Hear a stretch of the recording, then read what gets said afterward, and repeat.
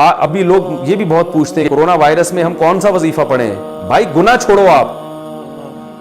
دنیا کے اسباب بھی اختیار کریں کہ کراؤڈ میں نہیں جانا، اور جو بھی اسباب جو ڈاکٹر بیان کر رہے ہیں وہ دنیا کے اسباب ہیں، اور جو علماء بیان کر رہے ہیں وہ سب دنیا کے اسباب ہیں، لیکن علماء دنیا کے ساتھ ساتھ آخرت کے اسباب بھی بیان کرتے ہیں۔ آخرت کے اسباب یعنی کورونا وائرس کے جو دینی اسباب ہیں وہ کیا ہیں؟ رسول اللہ صلی اللہ علیہ وسلم نے فرمایا جب کسی قوم میں بے حیائی آتی ہے تو ایسی ایسی وبائیں آئیں گی کہ تمہارے باپ دادا نے کبھی سنی بھی نہیں ہوگی۔ تو کرونا کی وبا سے اگر اجتماعی سطح پہ بچنا چاہتے ہیں تو اجتماعی سطح پہ بے حیائی سے بھی توبہ کرنی پڑے گی، وہ کرنے کے لیے تیار نہیں ہے۔ صبح شام فون آ رہے ادھر کوئی وظیفہ بتا دیں، کوئی وظیفہ بتا دیں، کوئی ابے تو چھوڑ دے، ایک گناہ تو چھوڑ دو بھائی، تم 100 گناہ تمہاری زندگی میں ہے تو اس وبا کی وجہ سے ایک صرف تو توبہ کر لینا، اے اللہ میں یہ 100 گناہ کرتا ہوں، ان میں سے ایک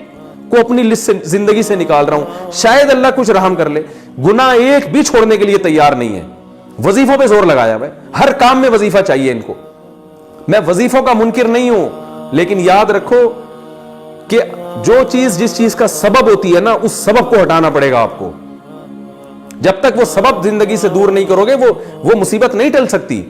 اور اگر ٹل بھی جائے گی تو اس سے بڑی مصیبت کا پیش خیمہ ہوگی، کیونکہ فرعون پر جب مصیبتیں آئیں تو مصیبتیں ٹلی ہیں، فرعون اس خوش فہمی میں مبتلا ہو گئے کہ ہم نے تو توبہ بھی نہیں کی، موسیٰ علیہ السلام پر ایمان بھی نہیں لے کر آئے، اور پھر بھی اللہ نے مینڈکوں کا عذاب بھی ہم سے دور کر دیا، جوؤں کا عذاب بھی دور کر دیا۔ وہ اس خوش فہمی میں تھے کہ اب ہمیں توبہ کی ضرورت نہیں ہے، مصیبت تو ویسے ہی ٹل گئی۔ ان بیچاروں کو یہ نہیں پتا تھا کہ بھائی یہ جو مصیبت ٹلی ہے نا، یہ بڑی مصیبت میں ڈالنے کے لیے، اب تجھے سمندر میں پانی میں غرق کیا جائے گا، اس کے بعد یہ چھوٹے موٹے عذابوں کی تجھے ضرورت ہی نہیں رہے گی۔ تو یاد رکھو وبا تو آتی ہیں چلی جاتی ہیں، وبائیں ہمیشہ سے آتی رہی ہیں، اللہ کرے یہ بھی چلی جائے، جلدی چلی جائے۔ ہم کمزور ہیں،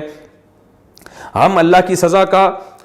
جو ہے وہ برداشت نہیں کر سکتے، ہم کمزور ہیں، لیکن یاد رکھو اگر ہمیں توبہ کی توفیق نہیں ملی تو وبا سے ہلاک ہوں یا نہ ہوں، اس سے بڑی مصیبت میں اللہ ہمیں مبتلا کر دے گا۔ اور اگر ہمیں توبہ کی توفیق مل گئی، پھر بے شک اس وبا میں ہم ہلاک ہو بھی جاتے ہیں، شہادت کا بھی اجر ملے گا، اور اصل کامیابی تو آخرت کی کامیابی ہے، تو پھر مرنا ہمارے لیے بچنے سے زیادہ قیمتی ہے۔